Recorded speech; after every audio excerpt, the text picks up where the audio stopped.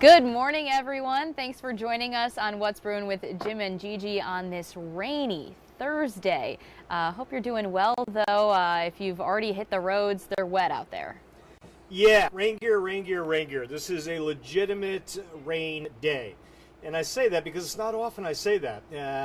Usually we'll get an hour or two of rain on our rain chance days. This is an all-day deal. It arrived last night. Now that it's here, it's going to stick around.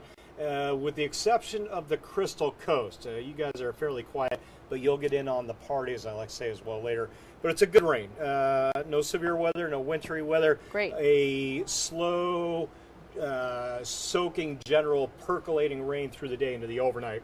I'll talk about how much I think we'll get. We'll dig into the details, but as you head out right now, grab that rain gear, and I'm going to show you a wet radar here in just a little bit. All right, got it. Well, before we do all of that, we do have a story. Yesterday, the Office of the State Fire Marshal of North Carolina did release their 2025 fire fatality report. So that just talks about all of the fire-related deaths that have happened in the state of North Carolina over the past year. 159 North Carolinians lost their lives to fires in 2025, and they've also released some data for the beginning of the year to date. So all of the deaths that have happened since January 1st, and it's an alarming trend. We've already seen quite a few across the state, as well as here in Eastern Carolina as well. So we talked with some fire officials here in the East just to talk about the ways that people should be cautious and what to be prepared for in the event of a fire at your home, and other related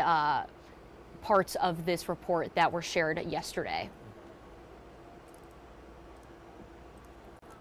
Are trending upward at an alarming rate in North Carolina, according to the Office of the State Fire Marshal. I think fires are developing at a much faster rate. They're burning a lot faster. They're burning a lot hotter than they used to. A fire fatality report says that 159 North Carolinians lost their lives to fires in 2025.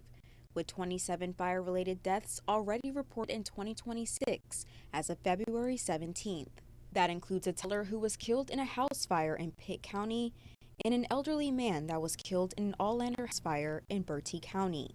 The report says causes for fires this year have been due to heating, smoking materials, electrical or cooking, and brush fires, and a lack of a working smoke detector. Local fire officials say calls have increased due to the cold weather. When we have the cold weather comes in that we're really not used to down here in the South, people take extreme measures and go and put extra heaters in there. Which can be a problem if left unwatched. Leaving food unattended, candles burning, space heaters running. We just went through that bad cold snap. Washington's Fire Department lieutenant, who also serves as Fire Life Safety Education Coordinator for the city, says smoke detectors are necessary when it comes to fire prevention. Smoke detectors are a very big thing that you need to have in your home. Having one around every bedroom and your main corridors, main living areas and stuff like that, always having enough to protect and give you a quick warning to be able to get that and know that there's fire and be able to get outside. He says having an evacuation plan is also important. But we try to keep everybody to sleep with their doors closed in their bedrooms at night. It produces a barrier there between the fire that may come in contact with your front living room, and utilizing that second window or that window in your bedroom to be able to get out as a second nature. So again, just on all those details, there are a lot of precautions that you can take to avoid any kind of fire-related injuries or, those fatalities there. We've reported on plenty of fires, especially during the extreme cold that we had in these early months of 2026. A lot of people using space heaters and other heating appliances and supplies that left unattended or could get really, really hot and very fast and can spark some. Yeah, if you don't use them properly, they can be very dangerous. Yes. And this has been one of the hottest winters that we have had in a long time. It'll be interesting once the final numbers of winters wrapped up to see just where we stand in all-time coldest winter. My heating bill, let me change that to heating bill, because I think that's 80% here. It was more than it's ever been, and not by a little bit this last bill, and that's most people. Yeah. I mean, if you ask around, people did not budget for this kind of heating through the winter time, so it's been a tough go. And of course that means, yeah, a lot of the space heaters, I think they sold more than they ever have this past winter. So got to be safe, got to be smart with those guys, and hopefully we can say goodbye to the real cold air now. I can't say I hope completely, so. but generally we're trending in the right direction. Yeah, we're getting there, and as we get closer and closer to spring, we'll be soon out of this cold. Yeah, I think our average last freeze really comes in early to mid-April. Okay. So, we're getting there pretty quickly, and I don't see freezing temps for a bit. Maybe Good. early next week's 30s and then Saturday morning, but all in all above freezing. So let's talk rain. That's the story today. We'll give you a look at the radar. The radar lit up from, I'm going to say, New Bern northward. That's our rain to dry transition. That line has been kind of waffling around, if anything, maybe lifting a little north the last hour or two. I expect it will sag back southward as we get into late morning, early afternoon. So dry for Onslow County, maybe from Havelock through Carteret County as we head through the morning. Stumpy Point, Susan, you're wet, as you have shared on Facebook, and you were going to stay that way. I don't think that rain's going to clear out of there until later tonight, tomorrow morning. That's inland County through the Outer Banks, and then all along the 264 and Highway 64 corridors. That light rain is falling. Wet roads almost everywhere. Slow down. Give yourself extra time for the commute this morning.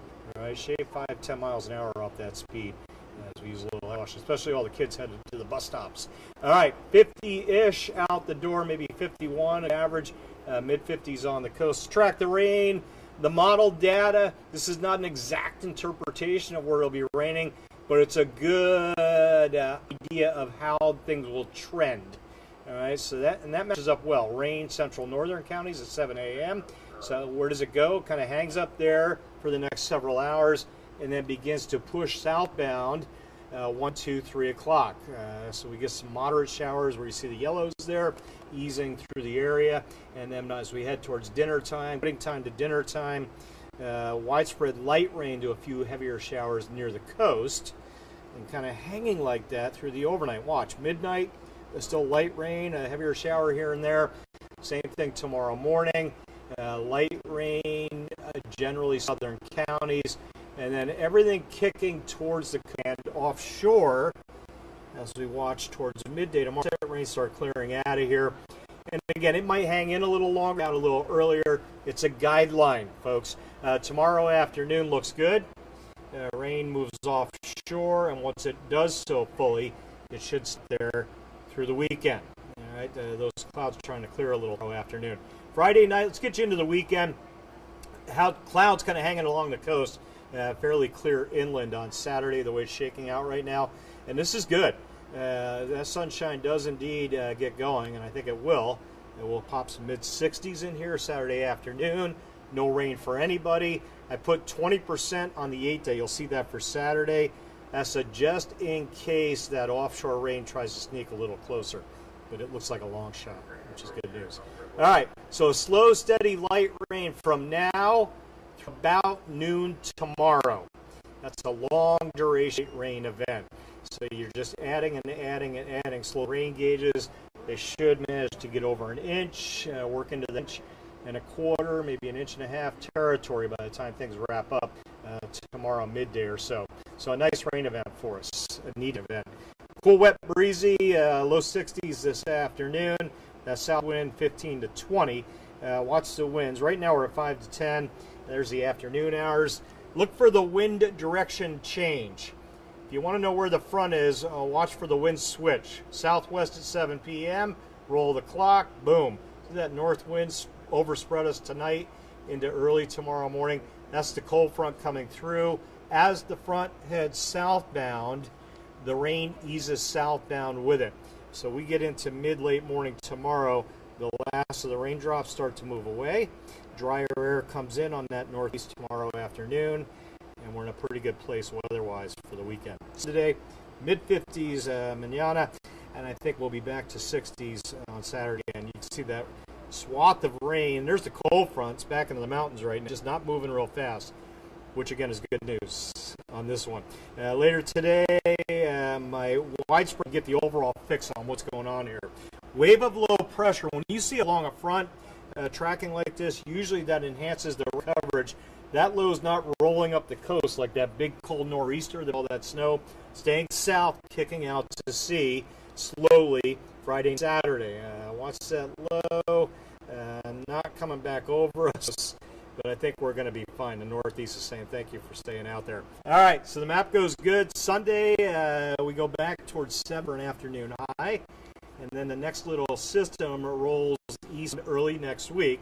There's Monday. Most of the data says we'll have a little Monday.